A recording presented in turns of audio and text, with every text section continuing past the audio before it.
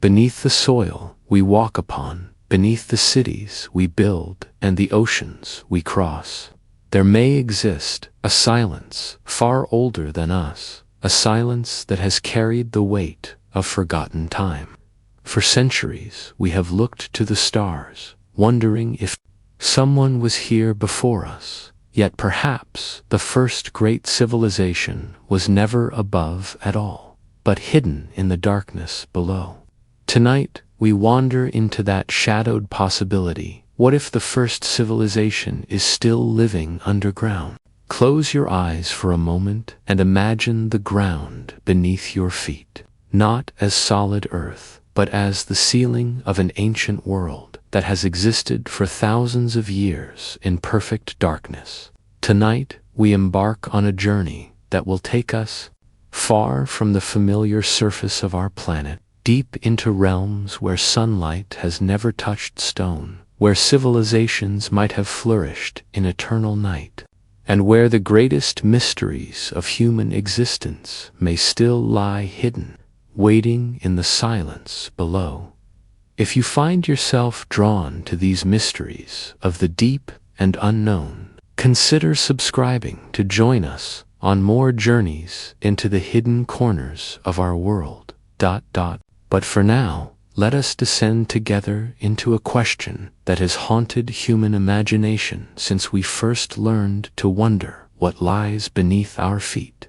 The earth holds its secrets close, wrapped in layers of stone and time, and as we walk across its surface each day, we rarely pause to consider that our entire understanding of civilization, of history, of life itself, might be built upon the thinnest veneer of truth, that everything we think we know about the first peoples, the first cities, the first spark of human consciousness, might be nothing more than shadows cast by a far greater reality that exists just beyond our reach, in the vast and unmapped territories that stretch endlessly beneath the world we call home. What if the first civilization never looked up at the stars, because they had no need for navigation by celestial light?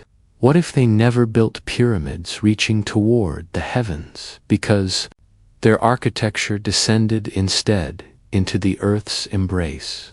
What if they never recorded their history on stone tablets that could weather and crumble, but instead carved their legacy into the living rock of caverns so deep that no archaeologist's shovel will ever disturb their rest? The question settles. Around us, like darkness itself, could an entire civilization have thrived in the spaces between spaces, in the hollow places that honeycomb our planet's interior, developing arts and sciences and philosophies that would seem alien to our sun-dependent understanding of what it means to be human? And could they be there still, continuing their ancient ways in chambers vast as cathedrals, lit not by fire or electricity, but by bioluminescent gardens that have bloomed in eternal twilight for millennia beyond our counting?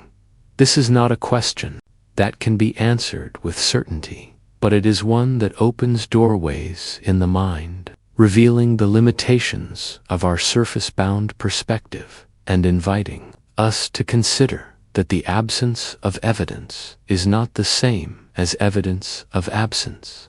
That silence, when it comes from the deep places of the earth, might speak more eloquently than any artifact we have yet discovered. As we begin this descent into possibility, we find ourselves walking in the footsteps of every human who has ever wondered what lies beyond the reach of daylight. Every storyteller who has whispered of realms beneath the ground, every dreamer who has felt the pull of the darkness below and sensed, in ways that reason cannot quite explain, that the earth itself holds memories older than our oldest myths. The stories began long before we had words for science or archaeology.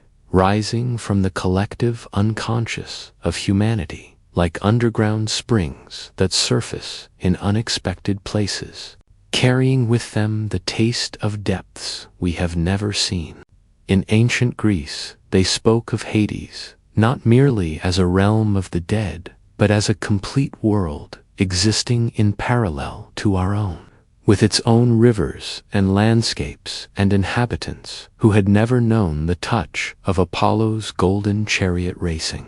Across the sky above, the Greeks understood something profound about the relationship between surface and depth, between the world of appearances and the world of hidden truth.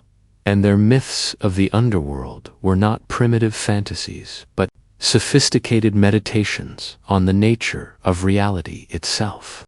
Persephone's annual journey into darkness was not just a story about the changing seasons, but a recognition that life and death, growth and dormancy, revelation and mystery are bound together in cycles that require both the bright world above and the shadowed world below. Far across the ocean and centuries later, the Maya told stories of Xibalba, the place of fear, where the hero twins descended through caves and caverns to face trials that would test not just their courage, but their understanding of what it means to exist in a reality where light and darkness are equally sacred.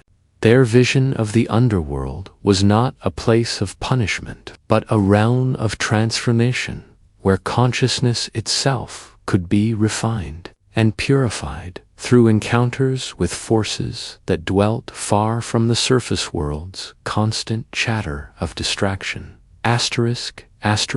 In Norse mythology, the great tree Yggdrasil extended its roots deep into the earth, connecting the world of mortals not just to the heavens above, but to profound mysteries below. And the Vikings understood that wisdom often came not from reaching higher, but from delving deeper into the dark waters of Mimir's well, where knowledge was purchased with sacrifice, and where the boundaries between life and death, between known and unknown, dissolved into something far more complex than their surface world could contain. The Aboriginal peoples of Australia spoke of the dreamtime in ways that suggested reality itself extended far beneath the visible landscape, with songlines that mapped not just the terrain above ground but the spiritual geography of underground realms where ancestral beings continued their eternal journeys through networks of caves and underground waterways that connected the entire continent in a web of meaning invisible to those who looked only at the surface. These were not isolated imaginings, but part of a global pattern of human understanding that recognized the earth as more than mere rock and soil. Generation after generation, across cultures that had no contact with one another, people developed elaborate visions of underground realms populated by beings who had mastered the arts of living in eternal darkness, who had built cities in the hollow places between stone and water, who had learned to draw sustenance from sources that surface dwellers could scarcely imagine. The consistency of these myths across time and space suggests something deeper than mere storytelling, something that touches on fundamental human intuitions about the nature of reality itself. Perhaps these ancient stories were not inventions, but memories, not fantasies, but fragments of truth passed down through generations of oral tradition, carrying within them echoes of actual encounters with civilizations that chose the depths over the heights, darkness over light, silence over the clamor of the surface world. As we listen to these whispers from the past, we begin to understand that our ancestors were not primitive in their thinking, but were responding to the same profound questions that drive our inquiry today. They sensed, as we are beginning to sense, that the earth itself might be far more alive, far more populated, far more mysterious than our modern sciences have yet been willing to acknowledge. The stories fade into thoughtful silence, but their implications remain, settling into our consciousness like sediment that will, over time, become the foundation for deeper understanding. And as these mythological visions dissolve into memory, we find ourselves turning toward the earth itself, toward the actual structure of our planet, wondering what physical realities might lie hidden beneath layers of rock and time, what vast spaces might exist in the deep places where human feet have never walked and human eyes have never seen. Beneath the familiar surface of our planet lies a world that makes the landscape above seem almost insignificant by comparison. If we could somehow drain away the solid rock and see the Earth's internal structure as clearly as we see its external features, we would discover that our planet is far more hollow, far more complex, far more labyrinthine than most people ever imagine. The Earth's crust, that thin shell upon which all surface life depends, averages only about 25 miles in thickness over the continents and as little as 3 miles beneath the ocean floors. Proportionally, it is thinner than the skin of an apple, and beneath this delicate barrier lies a realm of such vast scale and intricate structure that our most ambitious underground cities would seem like anthills in comparison to the natural architecture of the deep earth. The mantle stretches for nearly 1,800 miles beneath the crust, a region of rock so hot that it flows like slow liquid, creating currents and eddies that have been circulating for billions of years. But even within this apparently solid realm, there exist pockets and chambers and vast hollow spaces where different pressures and temperatures have created conditions unlike anything we experience on the surface, places where the normal rules of physics bend and flex in ways that might allow for forms of existence we have never considered. Geologists have discovered that the Earth contains vast underground oceans, bodies of water trapped in rock formations deep beneath the continents, some of them larger than all the surface oceans combined. These hidden seas exist in spaces between crystal structures, in the molecular gaps within minerals that have been compressed by unimaginable pressure into forms that can hold water like microscopic sponges, creating aquatic environments that have remained isolated from surface contamination for millions of years. In Norse mythology, the great tree Yggdrasil extended its roots deep into the earth, connecting the world of mortals not just to the heavens above but to profound mysteries below. And the Vikings understood that wisdom often came not from reaching higher but from delving deeper into the dark waters of Mimir's well, where knowledge was purchased with sacrifice, and where the boundaries between life and death, between known and unknown, dissolved into something far more complex than their surface world could contain. The Aboriginal peoples of Australia spoke of the dreamtime in ways that suggested reality itself extended far beneath the visible landscape, with songlines that mapped not just the terrain above ground, but the spiritual geography of underground realms, where ancestral beings continued their eternal journeys through networks of caves and underground waterways that connected the entire continent in a web of meaning invisible to those who looked only at the surface. These were not isolated imaginings. but part of a global pattern of human understanding that recognized the earth as more than mere rock and soil. Generation after generation, across cultures that had no contact with one another, people developed elaborate visions of underground realms populated by beings who had mastered the arts of living in eternal darkness, who had built cities in the hollow places between stone and water, who had learned to draw sustenance from sources that surface dwellers could scarcely imagine. The consistency of these myths across time and space suggests something deeper than mere storytelling, something that touches on fundamental human intuitions about the nature of reality itself. Perhaps these ancient stories were not inventions, but memories, not fantasies, but fragments of truth passed down through generations of oral tradition, carrying within them echoes of actual encounters with civilizations that chose the depths over the heights, darkness over light, silence over the clamor of the surface world. As we listen to these whispers from the past, we begin to understand that our ancestors were not primitive in their thinking, but were responding to the same profound questions that drive our inquiry today. They sensed, as we are beginning to sense, that the earth itself might be far more alive, far more populated, far more mysterious than our modern sciences have yet been willing to acknowledge. The stories fade into thoughtful silence,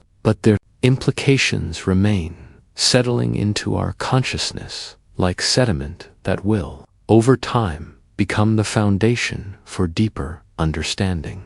And as these mythological visions dissolve into memory, we find ourselves turning toward the earth itself, toward the actual structure of our planet, wondering what physical realities might lie hidden beneath layers of rock and time, what vast spaces might exist in the deep places where human feet have never walked and human eyes have never seen. Beneath the familiar surface of our planet lies a world that makes the landscape above seem almost insignificant by comparison.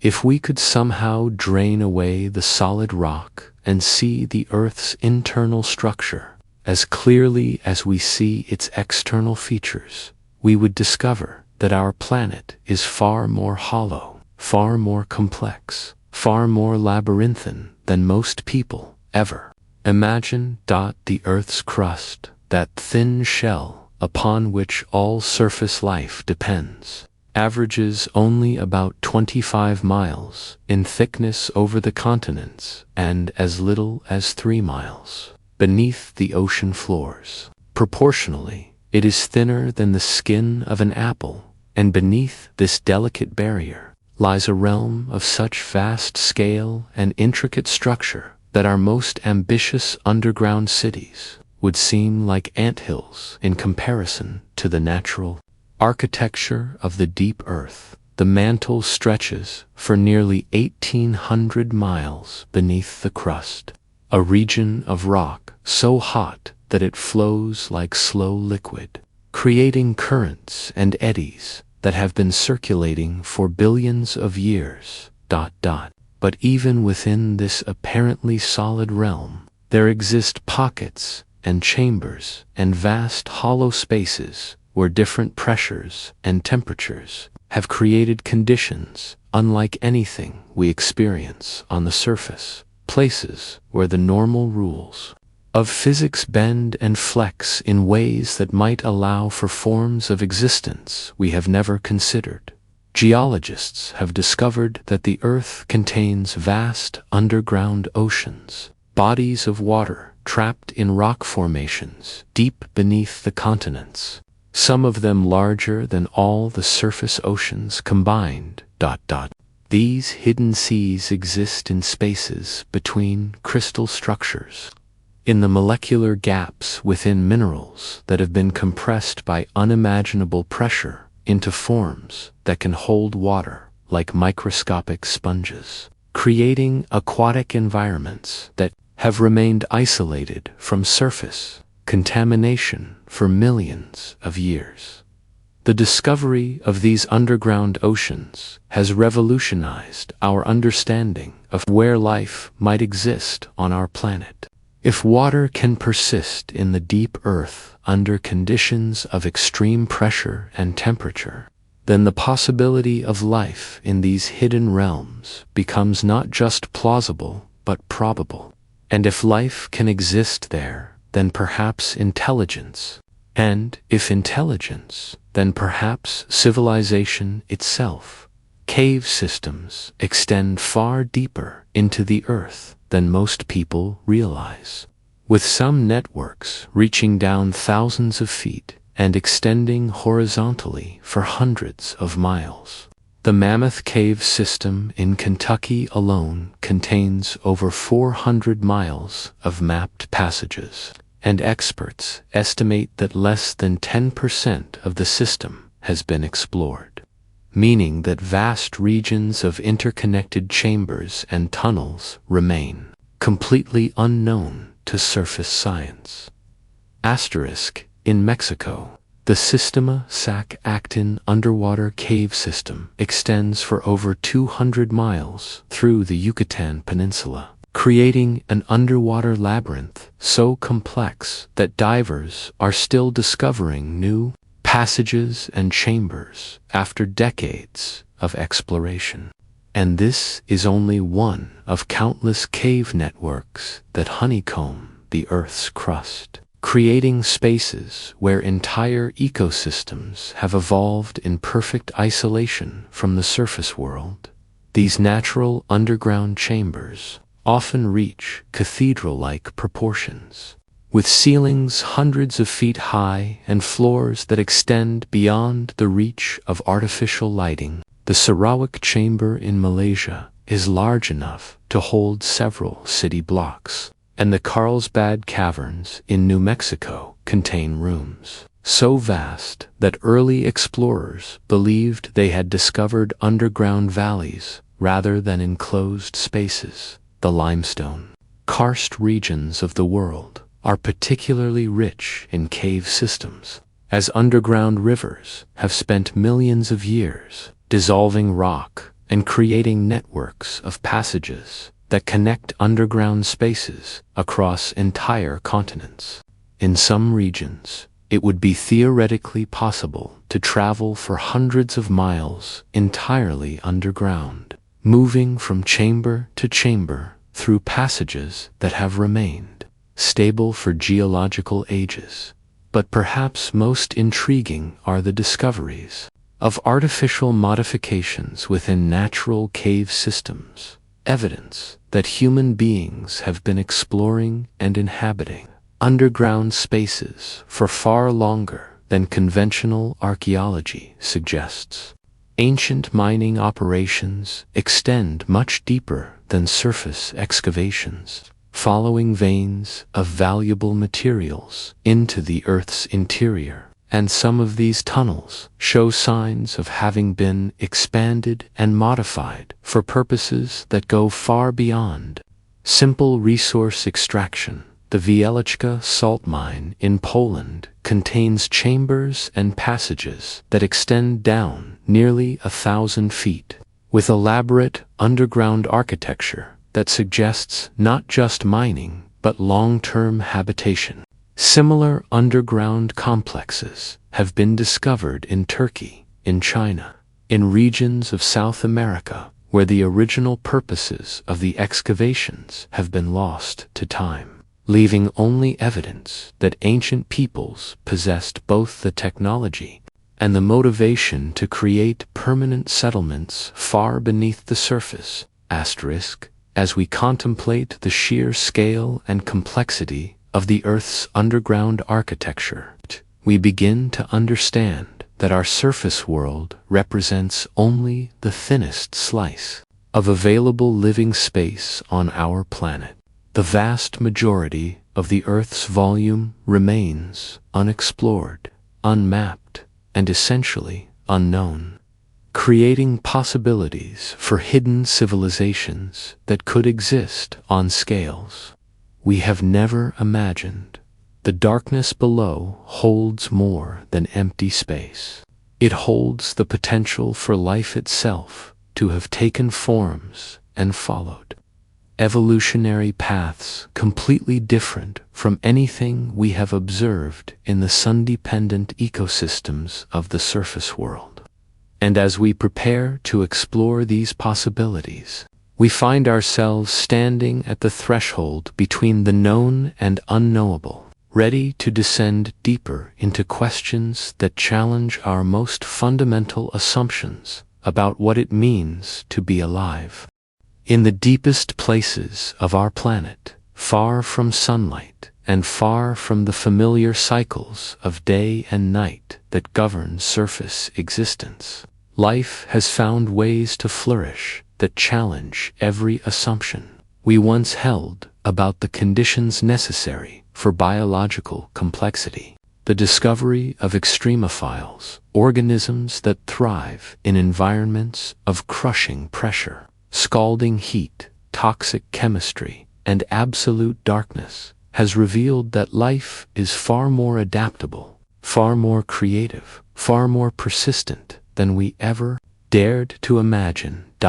Deep beneath the ocean floors, around volcanic vents, where water reaches temperatures that would instantly kill most surface organisms, entire ecosystems have evolved that derive their energy not from photosynthesis, but from chemosynthesis, converting the chemical energy of sulfur compounds and other minerals into the biological energy that sustains complex food webs.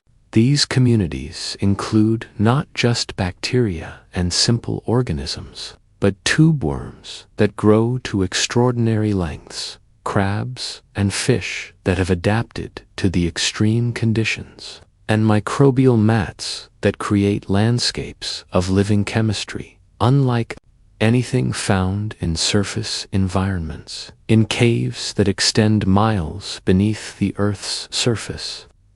Researchers have discovered organisms that have been isolated from surface life for millions of years, developing along completely independent evolutionary pathways.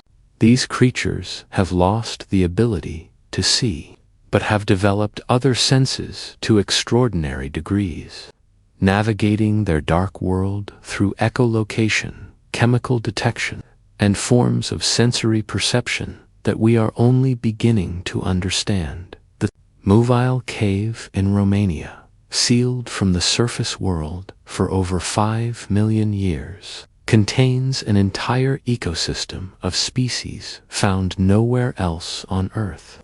Organisms that have evolved in complete darkness and derive their energy from chemosynthetic bacteria. The cave contains spiders, beetles, scorpions, and other arthropods that have developed unique adaptations for life without light, including enhanced sensory organs and metabolic processes that allow them to survive on minimal energy inputs.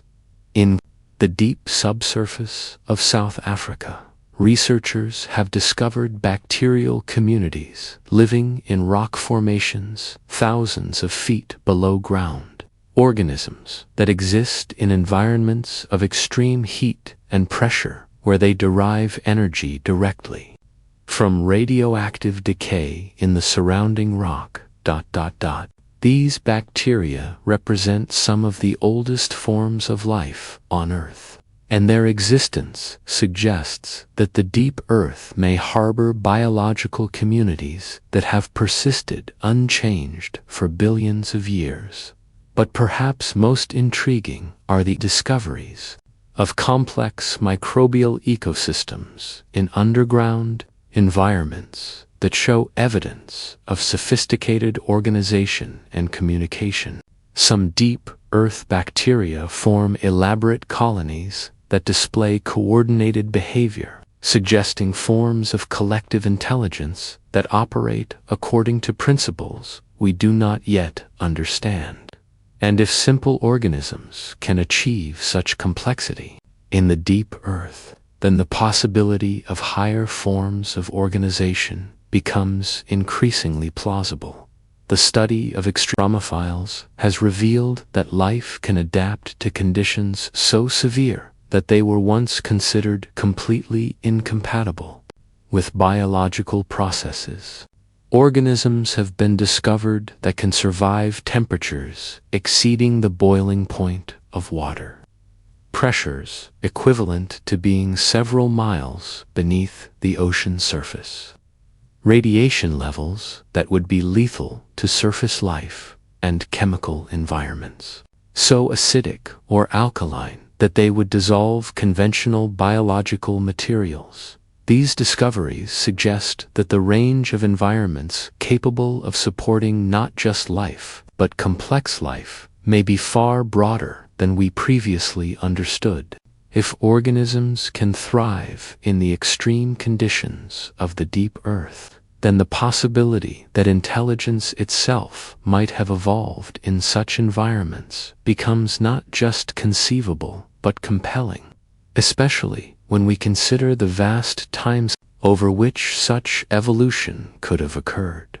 The deep earth provides certain advantages for the development of civilization that surface environments lack: protection from cosmic radiation, freedom from climate variations, stable geological conditions over millions of years, and access to energy sources that are independent of solar radiation. A civilization that evolved in such conditions might develop technologies and social structures completely different from anything we know, but potentially far more stable and long-lasting than surface civilizations that must constantly adapt to changing environmental conditions. Recent research in astrobiology has expanded our understanding of what conditions might be necessary for complex life, and many of these studies suggest that subsurface environments might actually be more conducive to the development of advanced organisms than surface environments.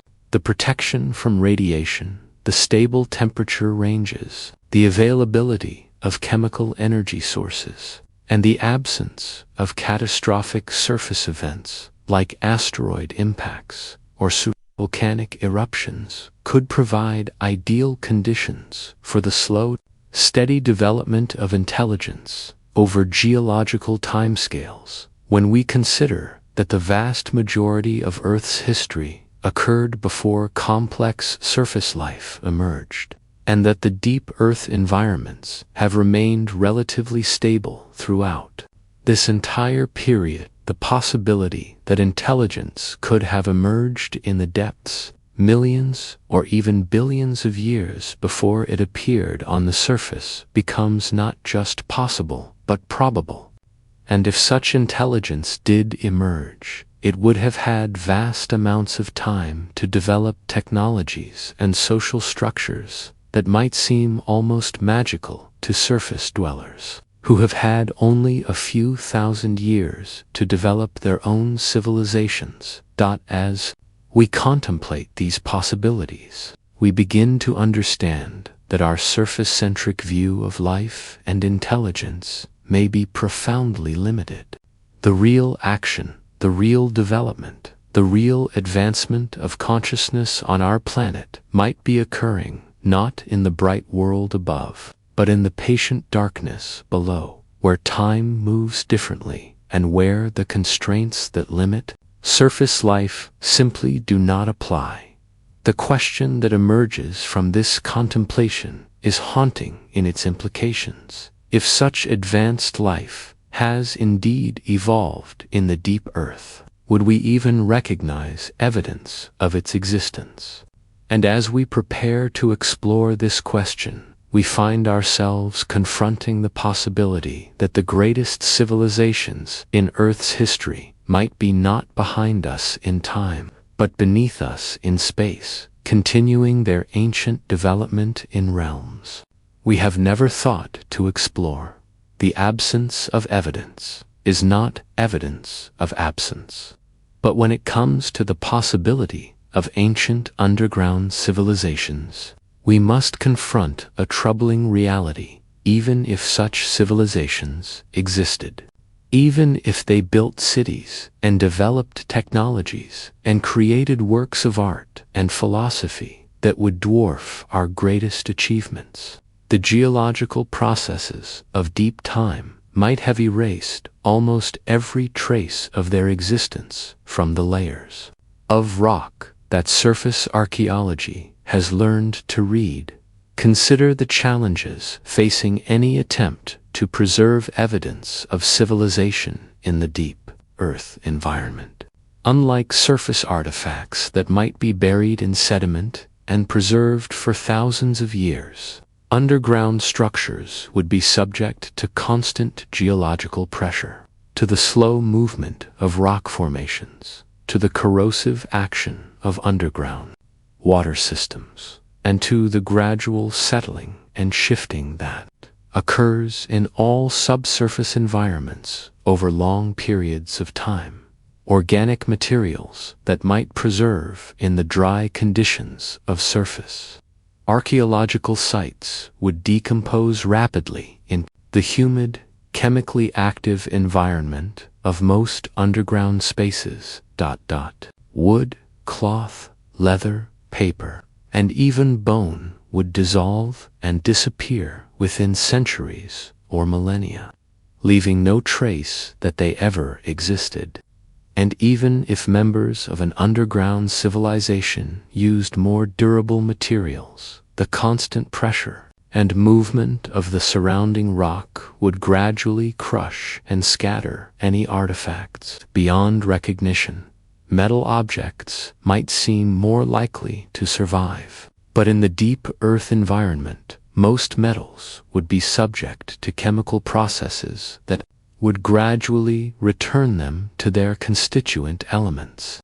Iron would rust away completely, copper would oxidize and dissolve, and even precious metals like gold and silver would be affected by the chemical solutions that permeate underground water systems over geological timescales. Asterisk stone structures might appear to offer the best chance for preservation, but the reality is that even the most massive stone constructions would be vulnerable to the slow but inexorable forces that reshape the deep Earth. The gradual settling of rock formations could cause chambers to collapse. The movement of underground water could undermine foundations, and the thermal expansion and contraction that occurs even in deep Earth environments could cause the most carefully constructed walls to crack and crumble over millions of years. Perhaps most significantly,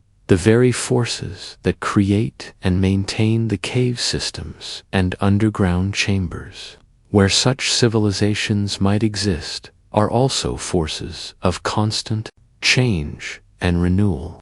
Underground rivers alter their courses, carving new passages and abandoning old ones. Limestone formations dissolve and recrystallize, and the slow circulation of groundwater gradually reshapes the entire underground landscape, erasing old spaces and creating new ones in an endless cycle of geological transformation. An advanced underground civilization might have anticipated these challenges and developed preservation strategies that we cannot imagine. Perhaps they learned to work with living rock, creating structures that would grow and adapt with the geological changes rather than being destroyed by them. Or perhaps they developed materials science so advanced that they could create artifacts from substances that would remain stable under any conditions the deep Earth might present. But even if such preservation technologies existed, we must consider whether surface science would recognize evidence of their use. Our archaeological methods are designed to identify materials and construction techniques that are familiar to surface civilizations. And we might literally be looking at evidence of advanced underground technology without realizing what we were seeing, dismissing it as unusual geological formations or natural mineral deposits.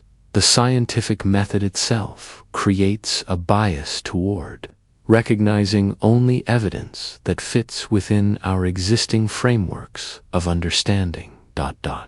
If an underground civilization developed along completely different technological pathways than surface civilizations, using energy sources we do not recognize, materials we have not cataloged, and construction principles we have not discovered, then their artifacts might be invisible to our detection methods, even if they were preserved in perfect condition. There is also the sobering possibility that evidence of underground civilizations might exist in plain sight, but in forms so vast or so alien to our experience that we interpret them as natural phenomena. What if some of the cave systems we explore are not natural formations, but the remains of ancient architecture, modified by millions of years of geological processes until they appear to be products of natural forces rather than intelligent design? The great underground chambers, the perfectly circular passages, the mysterious alignments that sometimes appear in cave systems, the unusual mineral deposits that seem to follow artificial patterns. Perhaps these are not accidents of geology, but the degraded remnants of technologies and structures created by intelligences that understood the deep earth in ways we have never considered. As we contemplate these possibilities, we are forced to acknowledge the limitations of our own perspective. We have been searching for evidence of past civilizations by looking for things that resemble our own constructions, our own materials, our own approaches to technology and architecture. But if the first and greatest civilizations followed completely different developmental pathways, then the evidence of their existence might be all around us, written in languages of stone and crystal and underground water flow that we have not yet learned to read. The silence of the deep earth might not be the silence of emptiness, but the silence of secrets kept in forms we do not recognize. And as we prepare to explore the psychological and cultural implications of life in eternal darkness, we carry with us the humbling recognition that the absence of evidence might say more about the limitations of our methods than about the presence or absence of the civilizations we seek. In the realm of eternal darkness, where the sun has never risen and the stars have never been seen, consciousness itself would take forms that challenge our most basic assumptions about human nature. To imagine a civilization that developed entirely underground is to contemplate not just different technologies or architectures, but fundamentally different ways of experiencing reality, different structures of thought, different relationships between individual and community, and different understandings of what it means to be alive in the universe. Consider first the most obvious difference, the complete absence of visual beauty as we understand it.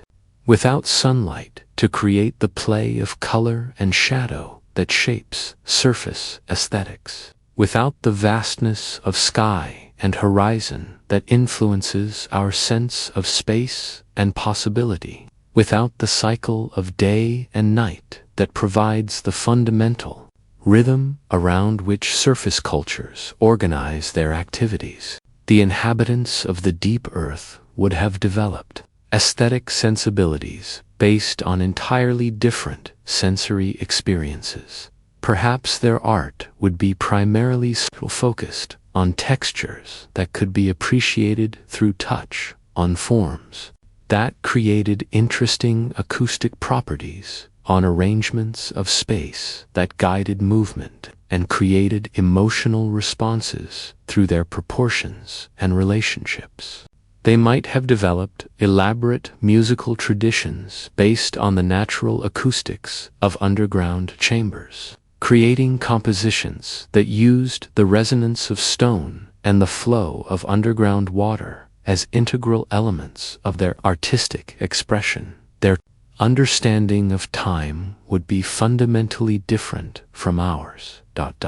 Without the daily cycle of sunrise and sunset, without seasonal variations in temperature and weather, without the visible movement of celestial bodies to mark the passage of months and years, they would need to develop entirely different methods of organizing temporal experience, perhaps based on geological cycles, on the rhythms of underground water systems, or on biological processes that operate on scales we have never considered. This different relationship with time might allow for forms of patience and long-term thinking that surface civilizations, with their urgent awareness of brief lifespans and rapid change, could never achieve. Perhaps underground dwellers would think naturally in terms of geological ages, making plans and pursuing projects that would take thousands or millions of years to complete, developing a temporal perspective that would make them almost immortal. By surface standards, their social structures would necessarily be different as well. The isolation of underground communities would create intense bonds between individuals, but also requires sophisticated conflict resolution mechanisms, since the option of simply leaving and finding another group would not exist in the confined spaces of the deep earth. They might have developed forms of consensus and cooperation that go far beyond anything surface civilizations have achieved. Or perhaps they learned to maintain community harmony through practices and philosophies that we would find utterly alien. The psychology of living without external threats might be profoundly different from the psychology of surface existence. Without predators, without weather disasters, without the constant possibility of resource scarcity that shapes surface thinking, underground dwellers might have developed forms of consciousness that are naturally contemplative, philosophical, and focused on internal rather than external challenges. But perhaps most intriguingly, their spiritual and philosophical systems would be based on completely different metaphors and experiences. Where surface religions often focus on light overcoming darkness, on ascension toward heaven, on the symbolism of rising sun and growing plants, underground spirituality might be based on descent, on the wisdom found in depth, on the sacred nature of darkness itself as a creative and nurturing force. They might understand darkness not as the absence of light, but as a positive presence in its own right, a medium through which more subtle forms of perception become possible. Perhaps they developed forms of meditation and consciousness exploration that require the complete absence of visual stimulation, allowing awareness to focus on dimensions of experience that surface dwellers, distracted by the constant input of visual information, never discover. Their relationship with the earth would be intimate and immediate in ways that surface dwellers cannot imagine. Living within the body of the planet rather than on its surface, they would experience directly the slow breathing of geological processes, the circulation of underground water systems, the subtle vibrations that travel through solid rock, developing a form of environmental awareness that treats the earth not as a resource to be exploited, but as a living being of which they are an integral part. This intimate connection with geological processes might give them understanding of natural forces that would seem like magic to surface science. Perhaps they learned to predict earthquakes by feeling the subtle changes in rock stress, to locate underground water by sensing magnetic variations, to navigate vast underground networks by following the natural energy flows that circulate through the Earth's interior. The absence of external light sources might also have driven them to develop forms of bioluminescence, either through genetic modification of their own biology or through cultivation of light-producing organisms. Imagine cities lit not by fire or electricity, but by gardens of glowing fungi, by pools of luminescent bacteria, by trees whose leaves shine with the soft radiance of controlled chemical reactions. As we try to imagine what it would feel like to be born and live and die in such a civilization, we begin to understand that the difference between surface and subsurface consciousness might be so profound that meaningful communication between the two would be almost impossible. We might be as alien to underground dwellers as they would be to us. Our rapid surface thoughts and light-dependent perceptions as incomprehensible to them as their patient depth wisdom and darkness-adapted consciousness would be to us. Yet, in contemplating these differences, we also begin to sense possibilities for forms of human development that our surface-bound evolution has never explored.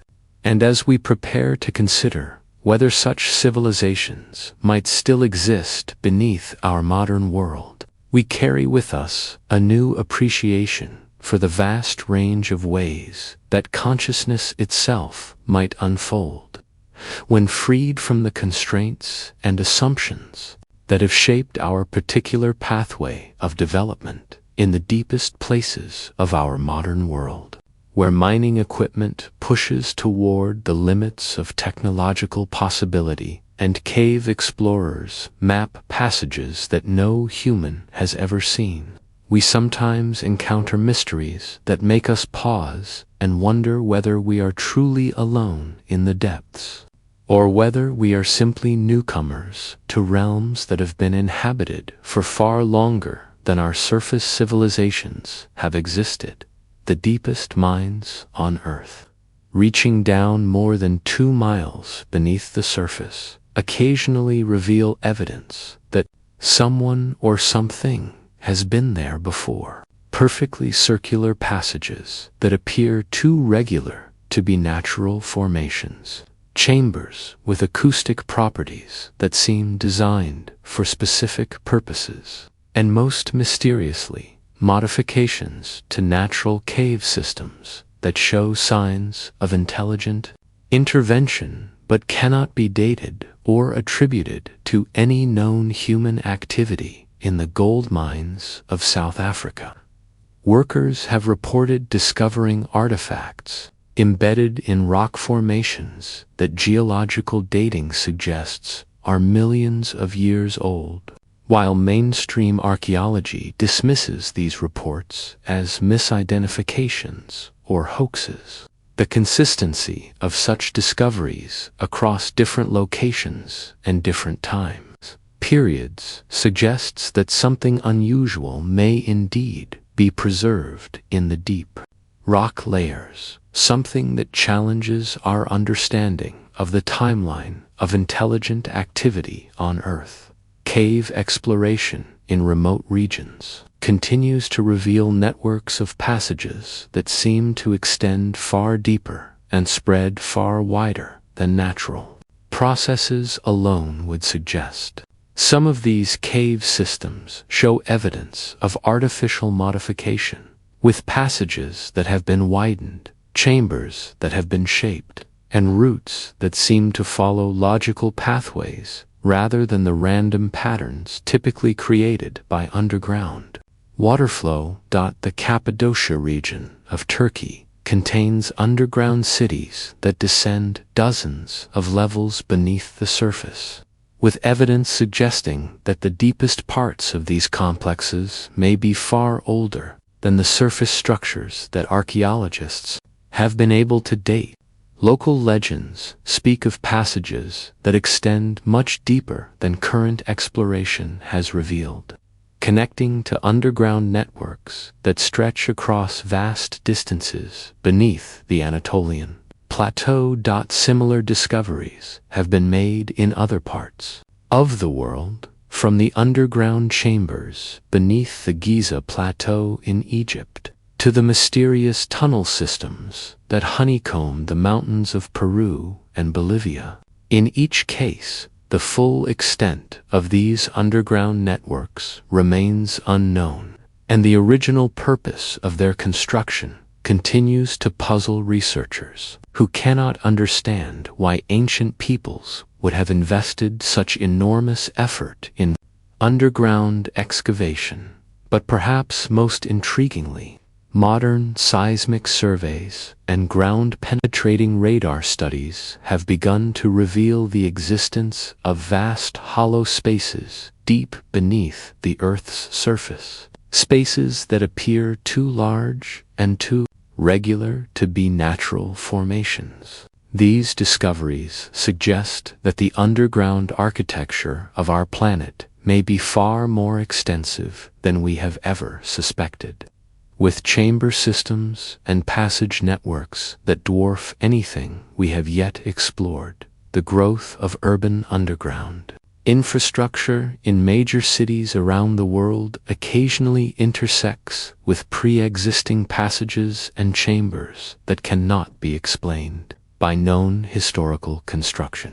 Workers digging subway tunnels or laying deep foundations sometimes break through into spaces that appear to be ancient, but whose origin and purpose remain completely mysterious, and which are often sealed and forgotten rather than investigated. Due to the practical concerns of modern construction projects, in regions where deep geothermal drilling has been conducted, engineers sometimes report encountering hollow spaces at depths where no known geological processes would create such voids.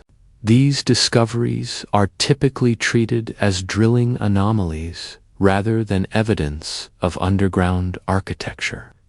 But the accumulation of such reports from around the world suggests that the deep earth may contain far more empty space than our geological models predict. The development of more sophisticated underground detection technology has begun to reveal thermal signatures deep beneath the Earth's surface that suggest the presence of organized activity in places where no surface civilization exists. These thermal patterns sometimes appear to follow regular geometric forms, as if they represent underground structures that generate or channel heat in ways that natural geological processes would not produce. Perhaps most mysteriously, deep underground facilities around the world sometimes report detecting seismic signatures that resemble artificial rather than natural phenomena, rhythmic vibrations that seem to follow patterns suggestive of machinery or construction activity, acoustic signatures that sound like industrial processes but originate from depths where no known human activity is taking place. The increasing sensitivity of modern detection equipment means that we are beginning to sense the presence of activity in the deep earth that we cannot explain or investigate directly. Microphones lowered into deep boreholes sometimes pick up sounds that resemble mechanical processes or even voices, though the depth and the distortion make it impossible to determine the source or nature of these acoustic phenomena as our own. Underground infrastructure expands and deepens. We may be approaching the boundaries of realms that have remained hidden for geological ages. Each new deep excavation, each advance in underground detection technology, each expansion of our subsurface presence brings us closer to potential contact with whatever may exist in the depths we have never explored. The question that haunts these discoveries is whether we are prepared for what we might find. If advanced civilizations have indeed developed in the deep earth over millions of years, our sudden penetration into their realm might be as shocking to them as their discovery would be to us, creating the potential for encounters that could fundamentally alter our understanding of intelligence, consciousness, and our place in the larger community of Earth's inhabitants, the modern world, with its satellites and global communications, and detailed mapping of every surface feature assumes that we have achieved comprehensive knowledge of our planet. But the depths remain as mysterious as they ever were, and as our technology finally develops the capability to probe those depths, we may discover that we have been sharing our world all along with intelligences far older and far more sophisticated than our brief surface civilization has yet become. As we reach the end of our journey into the darkness below, we find ourselves not with answers, but with a profound transformation of questions.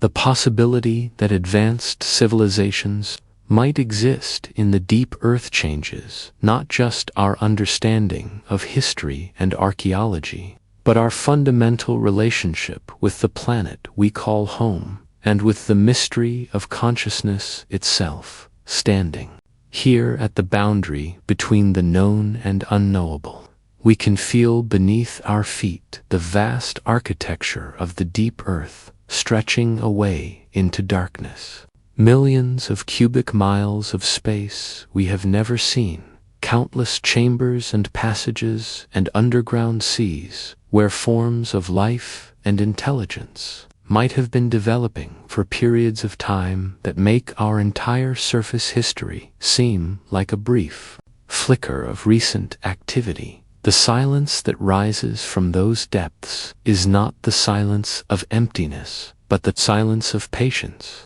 the patience of intelligences that think in geological time, that plan in epochs, that have learned to exist in harmony with the slow rhythms of the planet itself, rather than in the frantic urgency that characterizes our surface existence. If such civilizations exist, they would have witnessed the rise and fall of the dinosaurs, the freezing and thawing of ice ages, the gradual drift of continents, and the recent emergence of human consciousness on the surface.